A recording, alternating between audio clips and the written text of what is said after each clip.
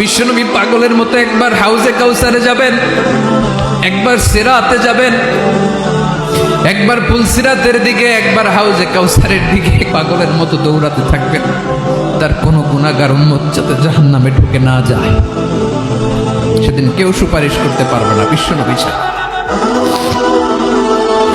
এজন্য 5 নম্বর আল্লাহ বললেন, মান যাল্লাযী ইয়াশফাউ ইনদাহু ইল্লা বিইযনিহি।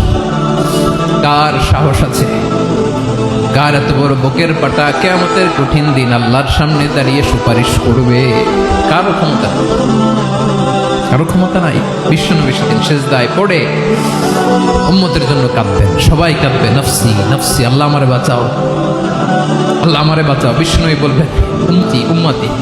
বিশ্বনবী আমার জন্য কাঁদবেন, আপনার জন্য কাঁদবেন, আমাদের জন্য সেদিন কেঁদে কেঁদে জাহান্নামের দরজায় দাঁড়িয়ে আমাদেরকে টেনে টেনে জান্নাতে ঢুকাবেন। এজন্য এই বিশ্বনবীর ভালোবাসা যেন আমাদের হৃদয়ে ভরপুর থাকে। আমার ভাইয়েরা, প্রতি শুক্রবার বিশ্বনবীর উপরে বেশি বেশি যেন আমরা দুরূদ পড়ি। আমরা যখন বিশ্বনবীর সালাম দেই, দুরূদ পড়ি,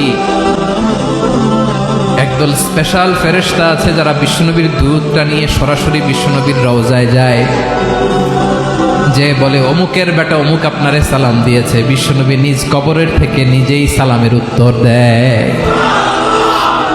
বিশ্বনবীর ভালোবাসা যেন আমাদের হৃদয়ে থাকে, বিশ্বনবীর সুন্নাহ দিয়ে যেন আমাদের জীবনটাকে সাজাই। পারা যাবে ইনশাআল্লাহ।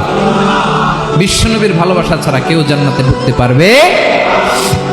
বিশ্বনবীর পক্ষে আমরা বলবো, বিশ্বনবীর পক্ষে আমরা লিখবো, বিশ্বনবীর জন্য আমরা আমাদের কলিজার রক্ত বিলিয়ে দিব, ঠিক কিনা বলেন?